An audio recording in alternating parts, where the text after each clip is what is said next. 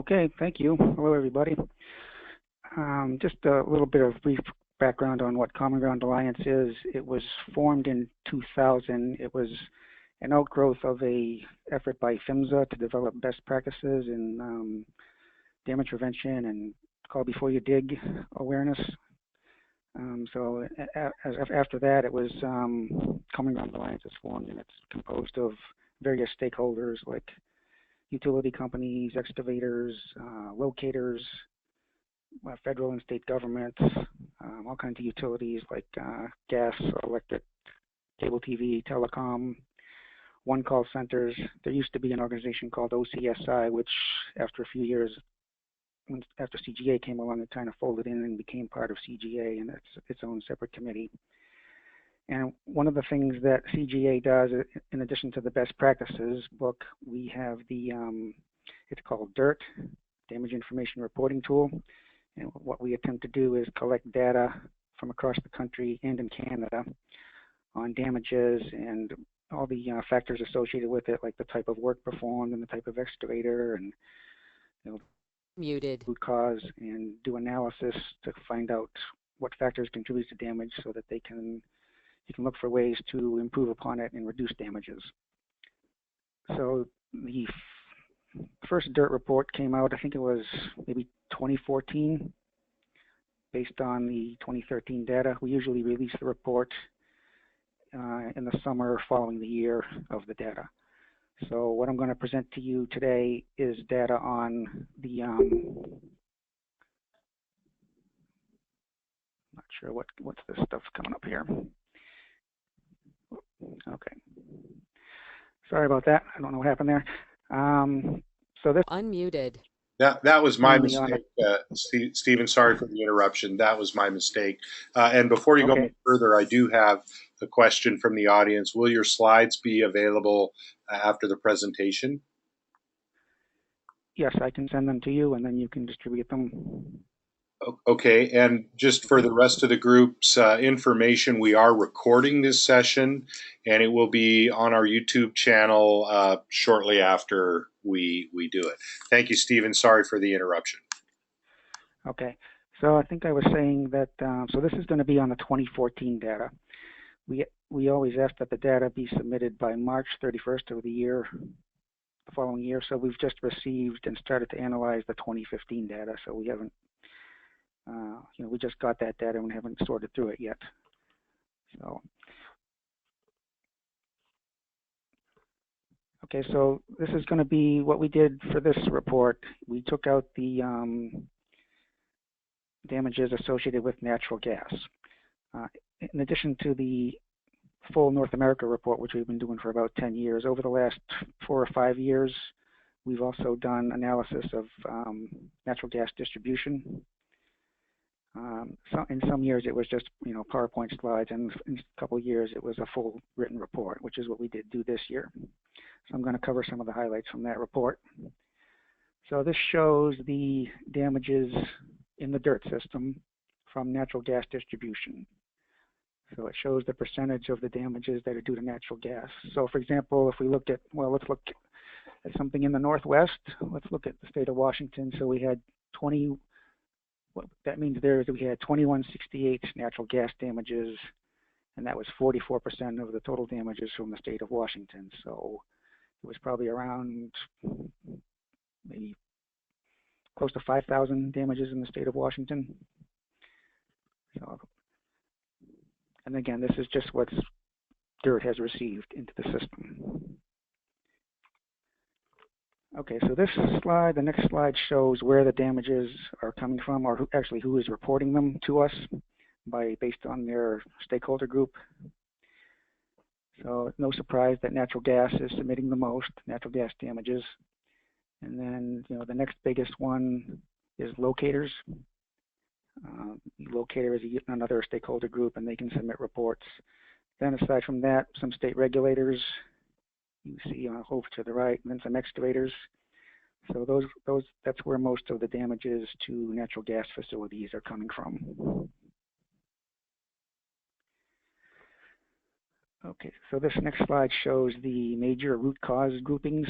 This is one of the most important things that we can get out of the DIRT system. So the one in the middle is the natural gas distribution damages. And you can see breaks it down by notification not made, excavation practices, locating practices, some miscellaneous things like miscellaneous would include things like abandoned facilities or previous damage or deteriorated facilities. But the big three are no notification, excavating practices, and locating practices. So you can see how natural gas differs a little bit from, well, if you look to the left, that's everything else besides natural gas.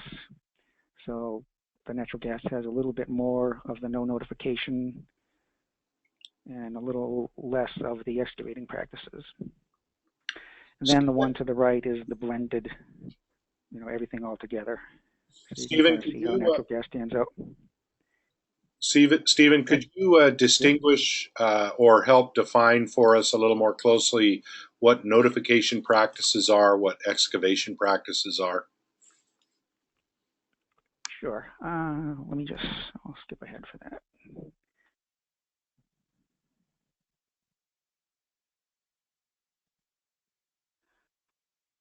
Okay. So this is from the form, the DIRT form that people fill out. So the up in the top left, one call notification practices. The biggest one is no notification made to the one call center. So, somebody didn't call 811. That's the vast majority of the ones that fall into that. And then there's other things like notification made but not sufficient. That would be like if they didn't give enough advance time, or they didn't give the 2 days.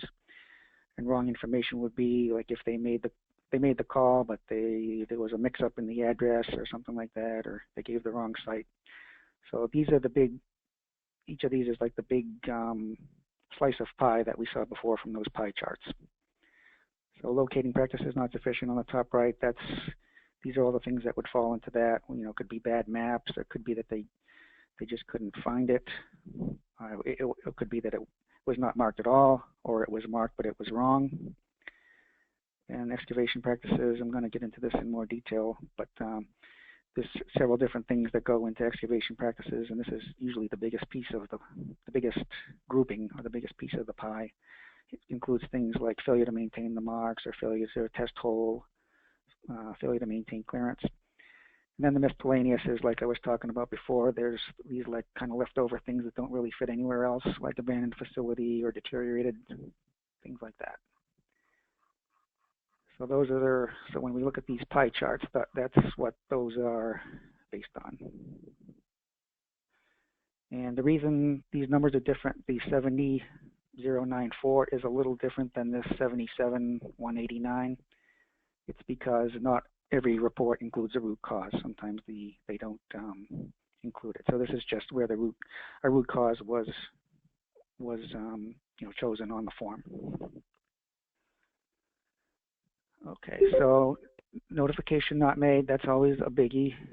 It's like the biggest single thing,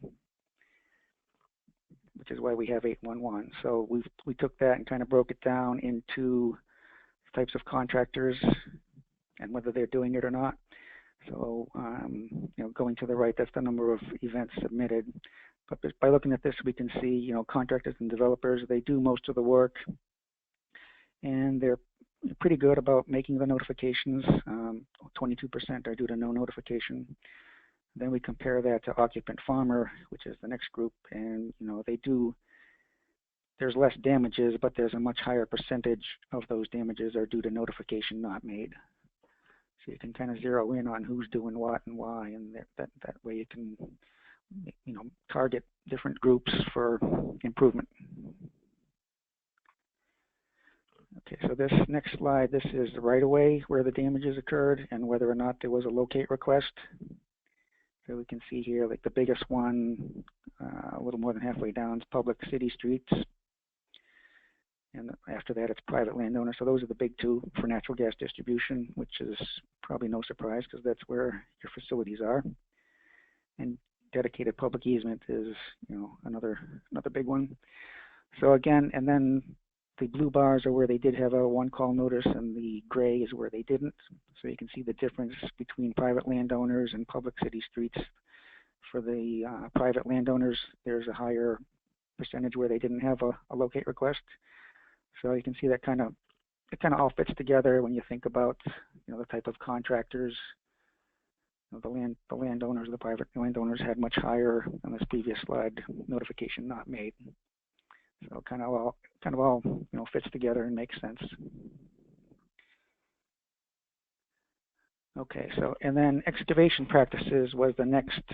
Well, actually, it's the biggest piece of the pie when you group it all together, but there's several things that go into it. And you can see the color bars on the right, those were from the form that I showed you a few minutes ago.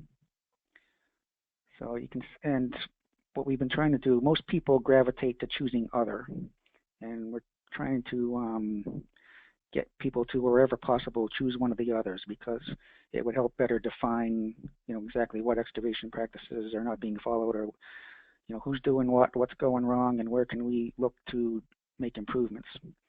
So the top half of this chart is natural gas, and the natural gas at 65.9% other, that's better than everybody else, which is over 90%, but there's still a lot of room for improvement. Okay, and this is just the numbers that go into the slide we just saw. So I won't spend too much time on that. Okay, so continuing with excavation practices not sufficient. Again, that's the biggest piece of the pie chart. So here we're taking that and slicing it and looking at it by the type of excavator and the type of work they're doing.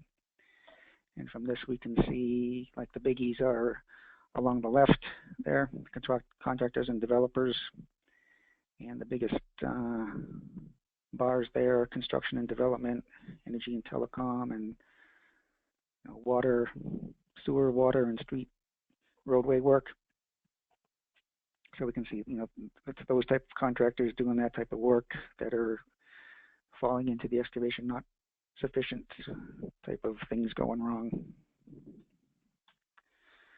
And the next slide kind of takes the same thing and looks at it in a little different, slightly different way. Here we're using the excavators and the type of equipment they're using.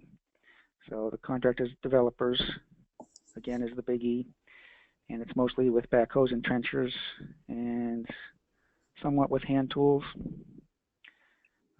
On that top right, D and C, that stands for data not collected. So those are still pretty high. So that there's, to the extent we can get people to move away from choosing data not collected and from actually choosing something, actually filling in the data, that would help identify where the damages are occurring and why. Stephen, I'd just like to interject for just a moment and remind people that if you have questions for Stephen, please type them in the chat box in the GoToMeeting control panel on your screen. Thanks, Stephen. Okay. All right, this next slide is site marking characteristics by locator.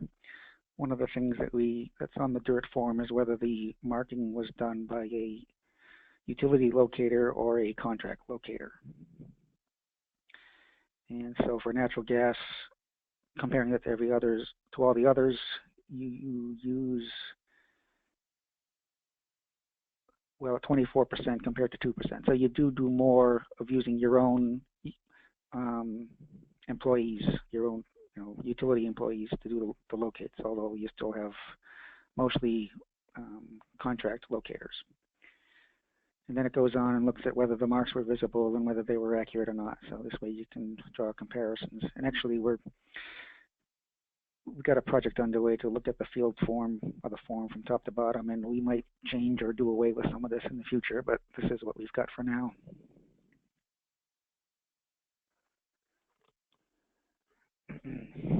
Okay, so this next slide, this is another way of actually drilling down into the data to see what's going on. So just to walk you through this, we start at the top with natural gas facilities and whether they're distribution or services. So the other facilities over to the right, that would be like gathering and transmission. Most of the reports we get for natural gas are either mains or services. And then we go down and look at the type of excavator. Contractor developer was the biggest. So we zero in on that and break that down further. Then we look at the work performed going down to the bottom left. And the biggies there are energy, telecom, and it kind of breaks it down. And then for each one of those, we go over to the right and break it down by the root causes. So once you get down to that level, you can kind of see, well, some differences start to come out. Like at the bottom, landscaping and fencing, you can see notification not made, which is the kind of like the bluish aqua kind of color, second in from the right. You can see those are, compared to the others, it's pretty big. And for water, sewer, energy, telecom, the biggies there are excavation practices not sufficient. It kind of, like the slides we saw a few minutes ago, but that type of stuff. So it all kind of makes sense and fits together. Okay, this is another similar type of slide. We're just looking at gas mains and the equipment used and the root cause. So big backhoes and track hoes are the biggies, and then followed by hand tools. And then if you look over to the root cause groupings, you can see for the hand tools, 54% notification not made. It's consistent with what we saw before with the hand tools and notification not made. And this kind of does the same thing for services, for gas services. So again, you can see the hand tools, 55% notification not made when using hand tools.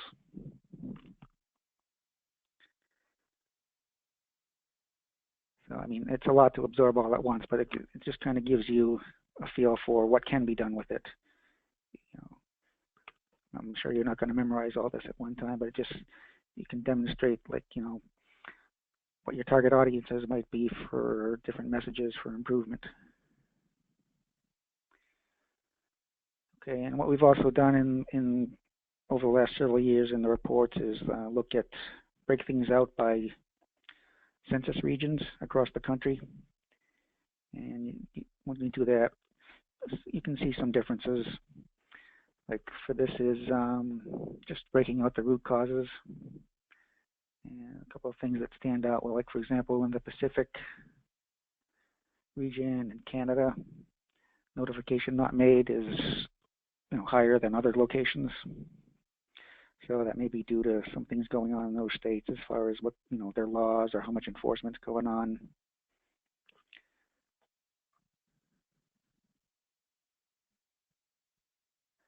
Okay, this is the excavation practices not sufficient root causes. This is just the numbers behind that.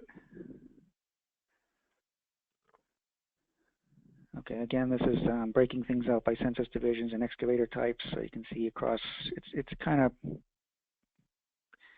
as you go across the country, there's not a major differences, but there's a few things that there are some variations. Like again, in the Pacific and Canada, the occupant farmers kind of stand out as being higher than among the others.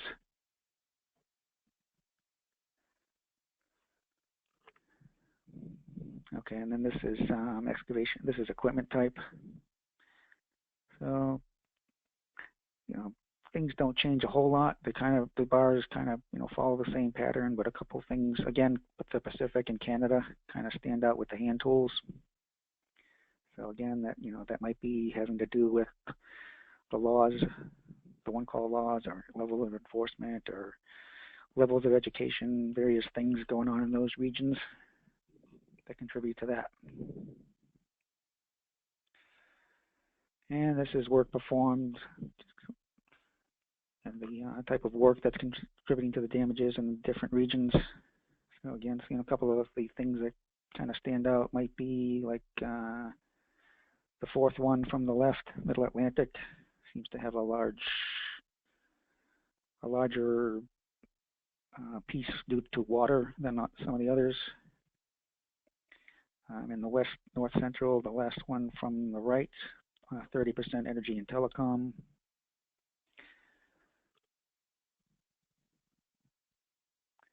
So again, I mean, it's a lot to absorb all at once, but it just shows you that different ways it can be broken down to kind of zero in on different things that are going on. Stephen, I have a question from one of our audience participants here, and I think hopefully you're equipped to answer it. But the question is actually, have other companies considered incorporating the golden shovel standard to decrease damages? It appears this may be a program that can help address the cause of damages caused after 811 is called or utilized. So from your experience, and I think this is another question that I have in my mind, it's related. Are other companies, are you seeing a growth in this golden shovel standard, use of the golden shovel standard? Are you seeing, does the D.I.R.T data demonstrate, or are you able to cross-tab and correlate the efficacy of programs like that? And then the second question, kind of related, is maybe now's not the time, maybe you have some slides later, but what is Common Ground Alliance doing and its Damage Prevention Committee doing in terms of helping develop programs that may address some of the things that we see, for instance, some of the disparities in the Pacific region from other regions. Of course, in the Pacific region, we've had updates to the dig laws. In Right.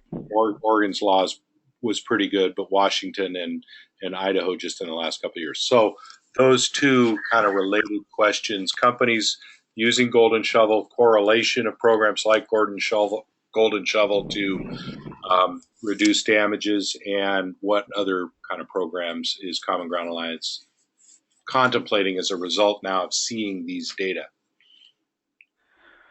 Okay. Well, for the golden shovel, yes, we have had some conversations with the gold shovel standard.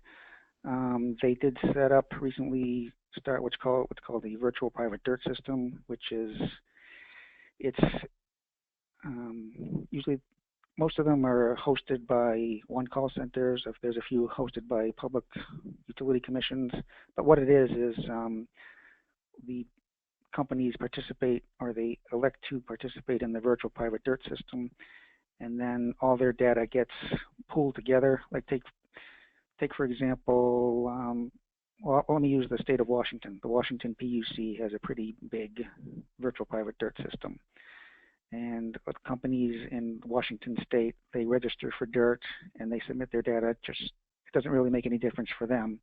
But then the administrator, somebody from the Washington Public Utility Commission, acts as the application administrator, and they can pull all the data from the participating companies, and they can do stuff like I'm showing you here. They can run their own reports and analysis of root causes and work performed and excavator type. So, and they would have geographical information as well, like the counties where all these things are going on. So they can use that data within the state of Washington to target areas for education programs or different audiences for different programs. And another thing they can do, they can also add their own, they call them flex fields. If there's other things that you want to keep track of that dirt doesn't capture, you can do so. You can add your own options to some of the questions that we do have, and you can add your own questions if there's other data that you want to collect. So the Gold Shovel Standard has recently set that up, and they're trying to get people to join it. So we're not at the point where, I don't think we're at the point yet where they're ready to start doing any analysis yet, because they're just getting it off the ground. But it is something that's out there, that's happening, and it should be within the next couple of years. We should start to see some results. I know they're trying to encourage excavating or contractors to participate. And I think there's some things like, I don't know, they get like, they're trying to attract excavators as far as I know, and there's something about, if they agree to join the organization, then one of the conditions is they submit to D.I.R.T. Okay, so the other question was, what else is CGA doing? Well, we have the best practices, which was kind of the original thing that started the CGA, was the best practices study. we do that. They do a lot of promotion of 811, call before you dig. There's a lot of, well, this is call before you dig month, April. So there's a lot of stuff going on across the country that CGA is supporting. We have the various committees, the Best Practices Committee, the OCSI, the organization of all the one-call centers is now part of CGA. The Data Committee, which is what I'm talking about here today. The Education Committee, which promotes ways to spread the message and educate people about 811 and damage prevention. So you can go to the CGA.com or commongroundalliance.com website to find out more information about it. But there's a variety of things a variety of programs that are going on. And, Bob Kipp, our executive director, is pretty active across the country about helping people out. I know he spent a lot of time over the last couple of years in California meeting with legislators and everybody, and he's done that in other states as well. And sometimes, he asks me to provide data for a specific state or different things to kind of back up or to use as support for legislation. So that's another way that D.I.R.T can be an important thing. A lot of legislation is data-driven, so to prove to the lawmakers that changes are needed, it's good to have data to back it up. So that's where the D.I.R.T can come in. Which leads me to, I should mention, the stakeholder advocacy is another committee in CGA. It was only formed within the last couple of years, but they share information about getting across the states and getting legislation passed, tips on how to approach that and how to do that, and support for that. So there's a variety of things that CGA does to help with damage prevention. Okay, so hopefully that answers that question.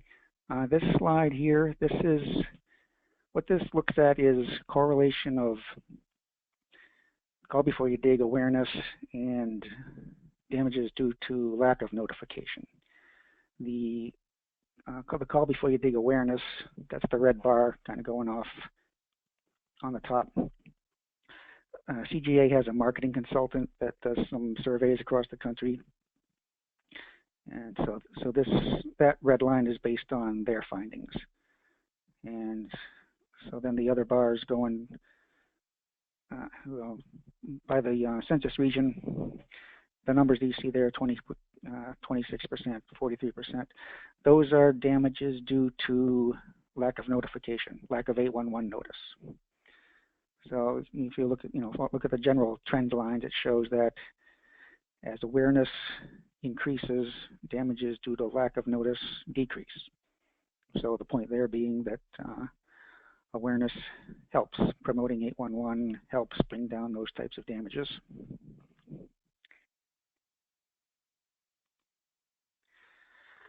Okay, another thing we put in the report this year, actually we've done this the last couple of years, we do look at enforcement. This has been a big issue nationally. PHMSA last year, they released their rulemaking with having to do with enforcement, where they're going to step in if some states have ineffective enforcement and all that type of stuff. So this slide here is based entirely on publicly available PHMSA data. It's not based on the D.I.R.T data. But what it shows here is that the group on the left, where they have, well, according to their state law, it might be the Attorney General, but at least my understanding in this was, the experience, my experience in New York, that a lot of states where if the law says the Attorney General has the enforcement authority, the reality is it's probably not being done or very minimal. And the trend has been for public utility commissions to do that. Most of the states where it's done, that is where it resides, the Public Service Commission or Public Utility Commission. So this looks at damages per 1,000 one-call tickets for those different types of enforcement, and you can see there's a higher rate for where it's Attorney General or other versus the Public Utility Commissions. So the big takeaway from this is enforcement does seem to help in bringing down damage rates. I will note for the group on the call on the webinar here that you'll see the bar for Idaho there on the right-hand side, on the left-hand side of the right-hand chart.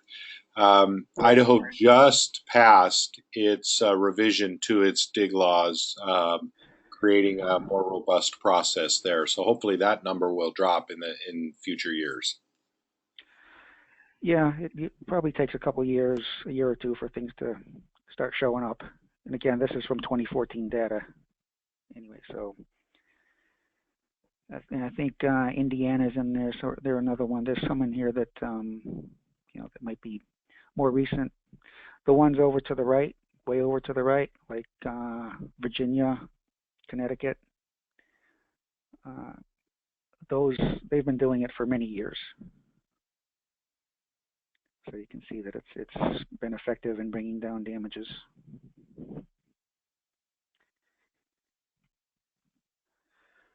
Okay, so this next slide looks at DQI, which stands for Data Quality Index. Basically, that's a measure of how complete the reports are that are submitted. And basically, the way it works is a lot of the questions on the DIRT form can be answered with not collected or unknown. So to the extent, whenever you use those, instead of picking one of the choices, points are deducted. So to the extent you actually complete the form rather than using not collected, you get a higher score. So you can see natural gas, you do pretty well compared to the others. For the reports, the number of reports that you submit, you do pretty well. There is some room for improvement. As you can see, like some of the other ones that have very high scores, like I'll take the 82% for public works. They submit a much smaller number of reports, so it's kind of easier for them to fill them out completely.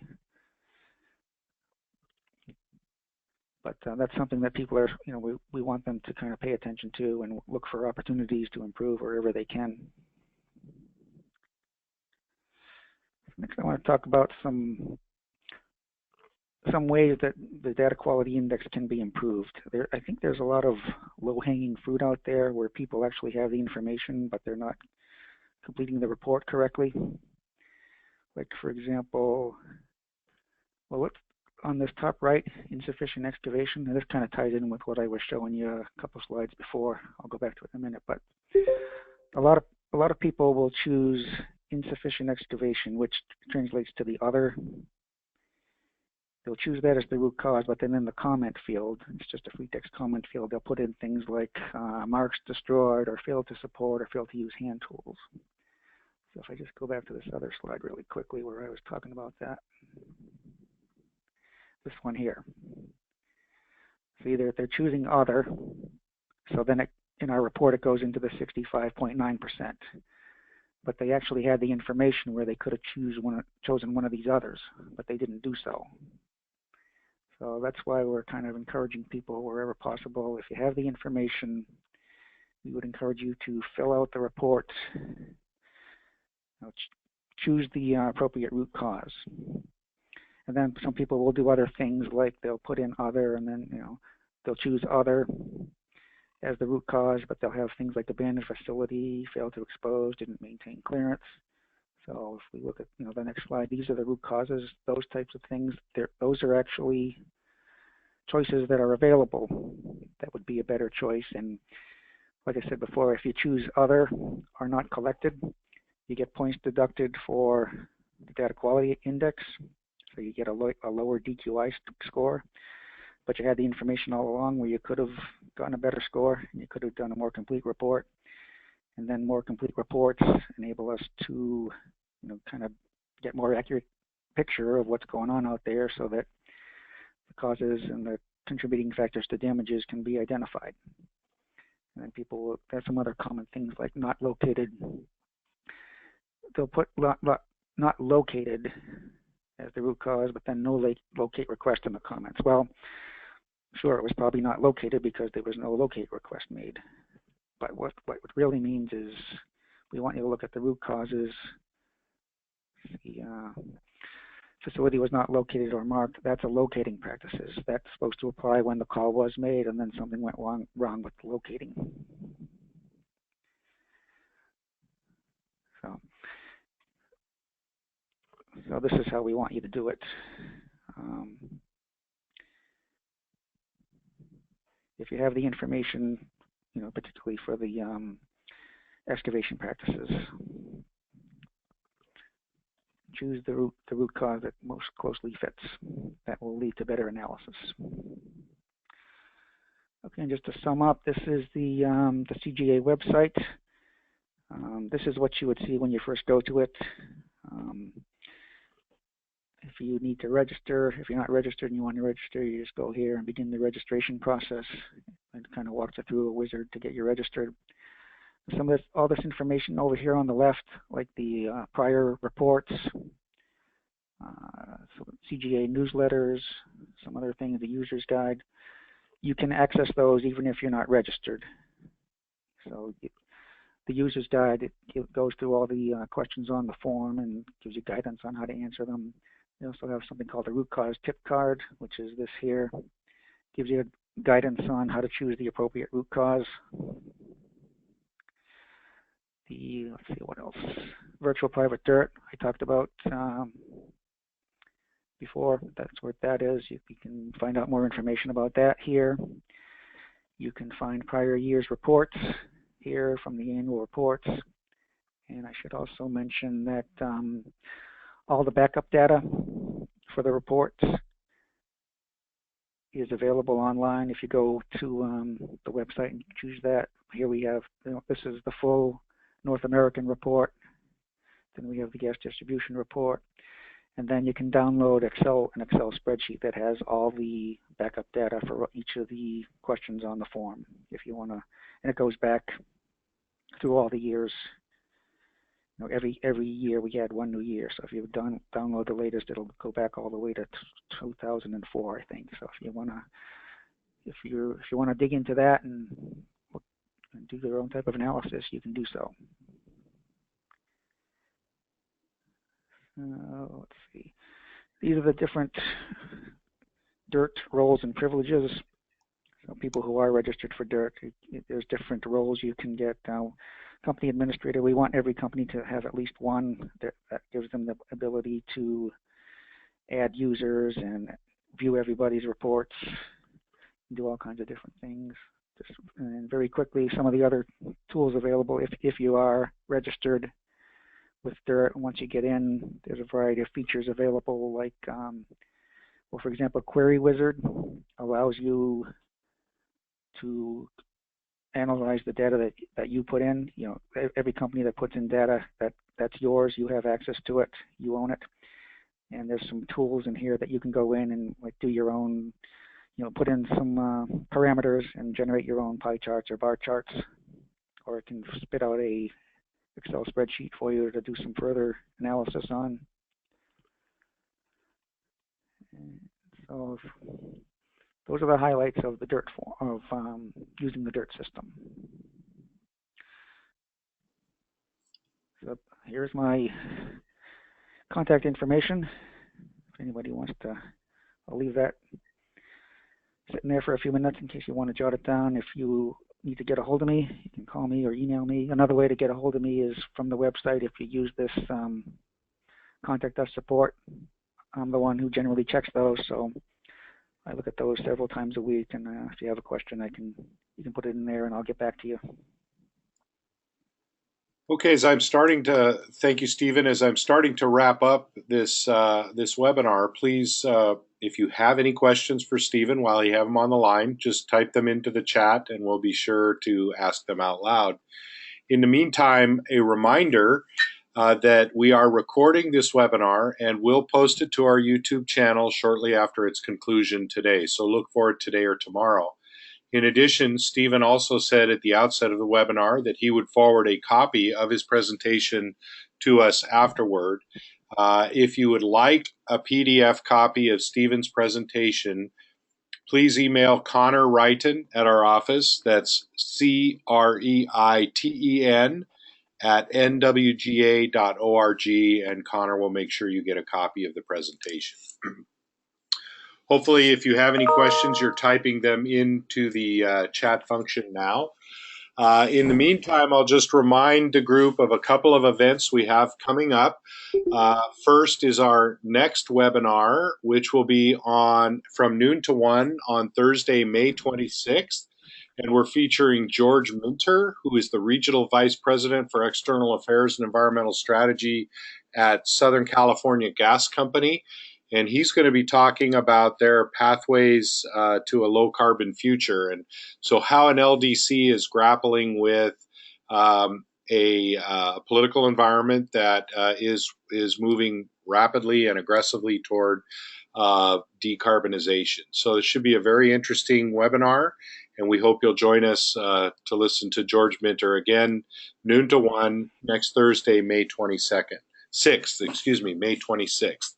The other event I will highlight for you is our upcoming annual energy conference. We hold it at the Skamania Lodge in the Columbia River Gorge. That will be June 9th and 10th. That's Thursday and Friday at the Skamania Lodge.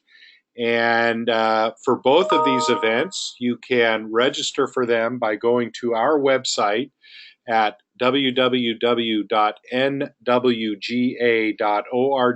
and checking on the events tab. Both the webinar and our annual energy conference are listed thereon. We'd love to have you participate in either or both of those events. I don't see any additional questions for Stephen, and we've already got a couple of requests in to Connor to forward those slides. So when Stephen will probably be able to start doing that tomorrow. So Stephen will get us the presentation today, and we'll start getting those out to you tomorrow. In the meantime, thank you very much for your participation in this month's version of the Northwest Gas Association monthly webinar. We look forward to hearing from many, hopefully all of you, at our next webinar, and possibly seeing you at our annual energy conference at the Skamania Lodge on June 9th and 10th. Thank you, and have a great day. Okay, bye. Thank you, Stephen.